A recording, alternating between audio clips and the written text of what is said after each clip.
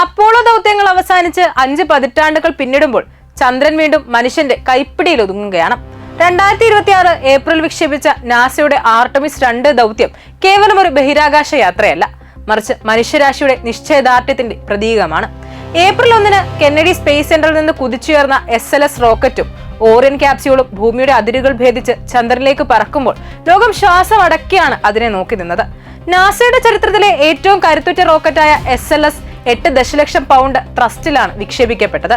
വിക്ഷേപണ സമയത്തെ ചെറിയ സാങ്കേതിക തടസ്സങ്ങളെ മിഷൻ കൺട്രോൾ അതിവേഗം മറികടന്നു. ചന്ദ്രനിലേക്കുള്ള പാതയിലേക്കുള്ള ട്രാൻസ്ലൂണർ ഇഞ്ചക്ഷൻ പ്രക്രിയ അതിശയകരമാംവിധം കൃത്യമായിരുന്നു. സാധാരണഗതിയിൽ ഇത്തരം ദൗത്യങ്ങളിൽ ആവശ്യമായി വരാറുള്ള ഗതിനിർണയ തിരുത്തലുകൾ പോലും ഓറിയൻ ക്യാപ്സ്യൂളിന്റെ കൃത്യത കാരണം വേണ്ടി വന്നില്ല എന്നത് നാസയുടെ എഞ്ചിനീയറിംഗ് മികവിനെ അടിവരയിടുന്നു. Reid Wiseman, Victor Glover, Christina Koch, Jeremy Hansen എന്നീ 4 യാത്രികരാണ് ഈ ചരിത്ര ദൗത്യത്തിന് നേതൃത്വം നൽകുന്നത്. ഒരു സിമുലേറ്ററിന് നൽകാൻ കഴിയാത്ത അതീവ സങ്കീർണമായ വെല്ലുവിളികളാണ് അവർ ബഹിരാകാശത്ത് നേരിട്ടത്. പേടകത്തിനുള്ളിലെ ടോയ്ലറ്റ് സംവിധാനത്തിലെ തടസ്സങ്ങൾ മുതൽ കുടിവെള്ള വിതരണത്തിലെ തകരാറുകൾ വരെ അവർക്ക് പരിഹരിക്കേണ്ടി വന്നു. പരാജയപ്പെട്ടാൽ വലിയ പ്രത്യാഘാതങ്ങൾ ഉണ്ടായേക്കാവുന്ന ഇത്തരം പ്രായോഗിക പ്രശ്നങ്ങളെ അതീവ ധീരതയോടെയാണ് അവർ കൈകാര്യം ചെയ്തത്. യാത്രികർ പുറന്തള്ളുന്ന കാർബൺ ഡൈ ഓക്സൈഡ് നീക്കം ചെയ്യാനും വായുവിന്റെ ഗുണനിലവാരം ഉറപ്പാക്കാനും ഓറിയൻ ക്യാപ്സ്യൂളിന് കഴിയുമെന്നത് ഈ ദൗത്യം തെളിയിച്ചിരിക്കുകയാണ്.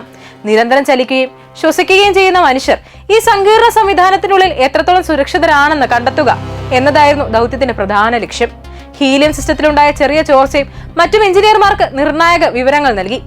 യാത്രക്കിടെ ലോകത്തെ ഈറനണിയിച്ച ഒരു നിമിഷവും ഉണ്ടായി.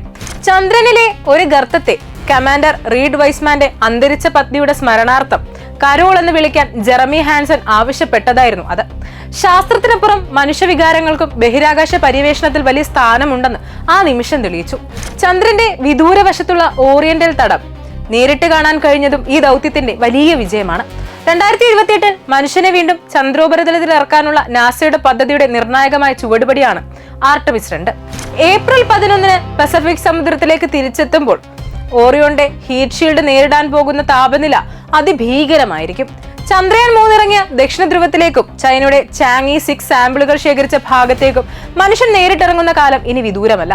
മനുഷ്യന് ചന്ദ്രനിൽ അതിജീവിക്കാൻ കഴിയുമെന്ന വലിയ ശുഭാപ്തി വിശ്വാസമാണ് ഈ ദൗത്യം ലോകത്തിന് നൽകുന്നത്.